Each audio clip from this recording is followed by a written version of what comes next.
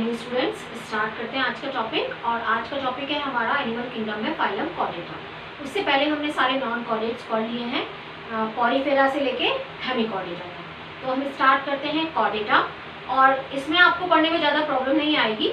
क्यों? क्योंकि इसमें आप जितने भी चीज़ें आप पढ़ोगे ज़्यादातर उनके बारे में आप जानते हो। पर जो नॉन कॉर्डेट्स थे उसमें से आपने ज़्यादातर एनिमल्स को नहीं देखा था, इसलिए थोड़े उनके करेक्टर आपको लर्न करने में प्रॉब्लम हो रही थी। बट यहाँ जब आप पढ़ोगे आगे आगे तो आपको इतनी प्रॉब्लम नहीं आएगी। तो यहाँ पर हम पहले पढ़ेंगे कि उसके मेन फीचर्स क्या हैं कॉर्डेटा के, और दोनों कॉर्डेट और नॉन कॉर्डेट में क्या डिफरेंसेस हैं ये भी हम पढ़ेंगे। तो स्टार्ट करते हैं Chordata. Phylum Chordata has 4 fundamental features. जो 4 फंडामेंटल फीचर्स हैं वो कौन कौन से हैं? First, notochord. तो ये जो कॉर्ड वर्ड है बेटा, इसी की वजह से यहाँ पर देखो ये क्या वर्ड आ रहा है? कॉर्डेटा। तो कॉर्ड मतलब कॉर्डेटा। तो कॉर्ड से ही आप याद रखिए किसके अंदर आ गया वो? Chordata phylum.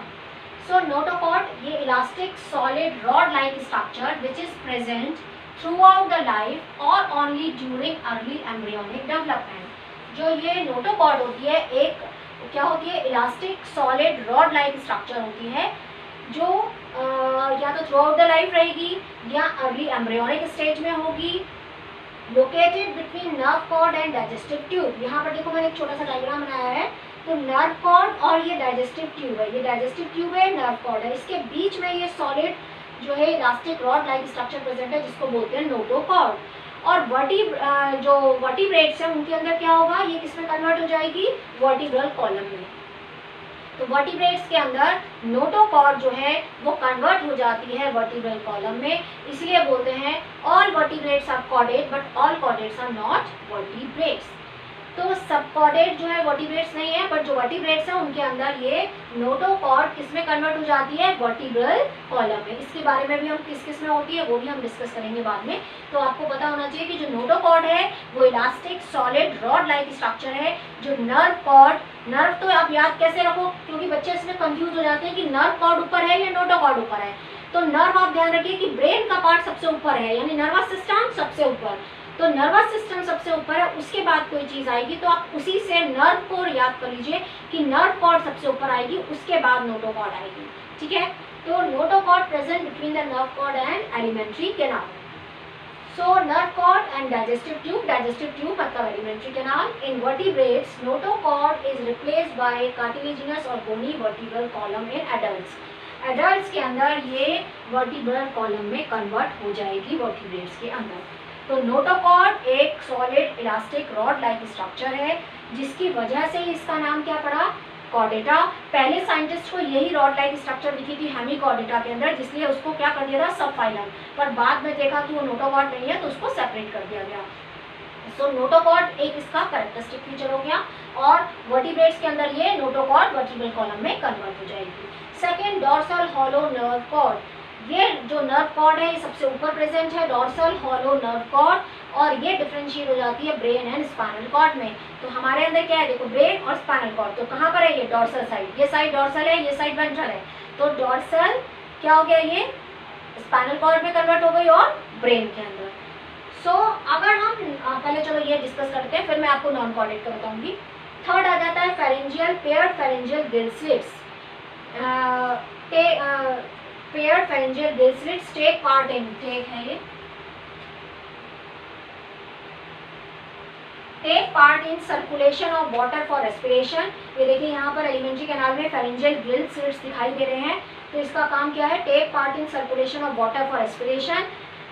ये सर्कुलेशन में हेल्प करते हैं वाटर की, क्योंकि इसमें क्या होगा?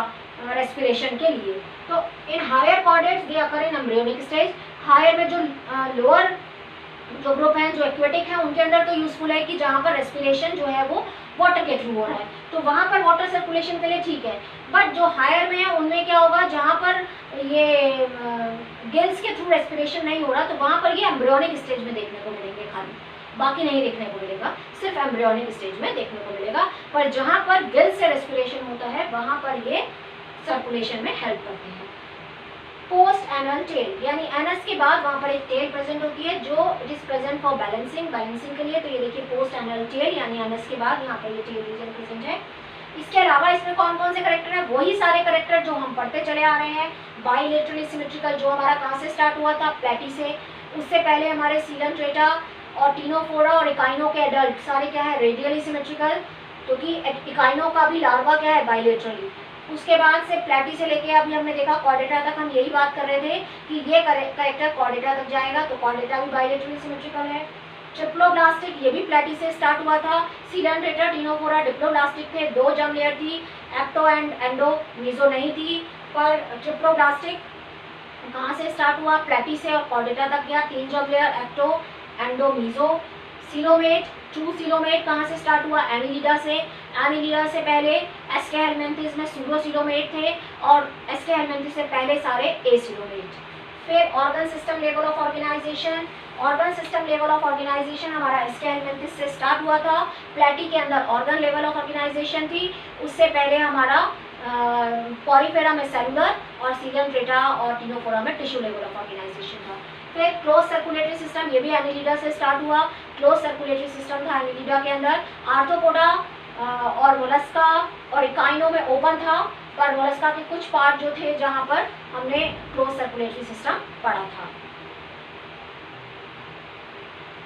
ठीक है, तो यहाँ पर क्लोज सर्कुलेटरी सिस्टम होता है जैसा कि हमारे अंदर होता है, ब्लड वेसल्स में ब्लड फ्लो करता है, उसी तरह से क्लोज सर्कुलेटरी सिस्टम हमने देखा था एनिलिडा के अंदर। और फिर हमने बात की थी कॉर्डेटा के अंदर भी ये करेक्टर प्रेजेंट है, क्योंकि ये एडवांस करेक्टर है। तो क्लोज सर्कुलेटरी सिस्टम इसके अंदर प्रेजेंट होता है।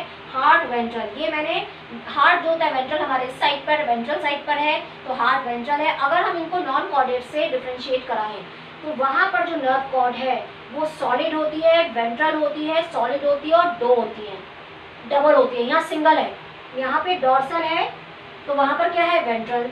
यहाँ पर हॉलो है तो वहाँ है सॉलिड, यहाँ पर सिंगल है वहाँ पे डबल है, तो वहाँ पर वेंट्रल, वहाँ यहाँ पर डॉर्सल है, यहाँ पर है, तो वहाँ पर क्या है, वेंट्रल है, डबल है और सॉलिड नर्व कॉर्ड है। दूसरा रेफरेंस फेरेंजियल गिल स्लिट्स यहाँ प्रेजेंट है, वहाँ प्रेजेंट नहीं है।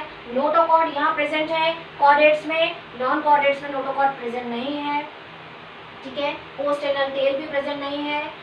फिर हार्ट वहाँ पे डॉर्सल है। तो ये सारे करेक्टर हैं जो आप नॉन कॉर्डेट से डिफ्रेंशिएट करा सकते हो कॉर्डेट को। तो आपको समझ में आया क्या है, सबसे ऊपर क्या स्टार्ट किया, नोटोकॉर्ड। नोटोकॉर्ड हमारे अंदर किसमें कन्वर्ट हो जाती है, वर्टिब्रल कॉलम के अंदर, वर्टिब्रेट्स के अंदर। तो इसलिए कहते हैं all vertebrates are chordate but all chordates are not vertebrates. ठीक है, ये solid elastic rod like structure है। उसके बाद आ जाता है dorsal hollow nerve cord. Nerve cord जो हमारे अंदर ब्रेन एंड स्पाइनल कॉर्ड में कन्वर्ट हो जाती है।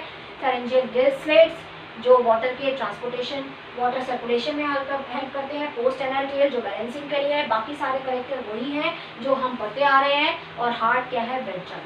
तो हमने डिफरेंस भी पढ़ लिया, कॉर्डेटा के स्पेसिफिक फीचर्स भी पढ़ लिए। तो अब हम आगे नेक्स्ट पार्ट में पढ़ेंगे नेक्स्ट टॉपिक को। Thank you, thanks for watching, please like, subscribe.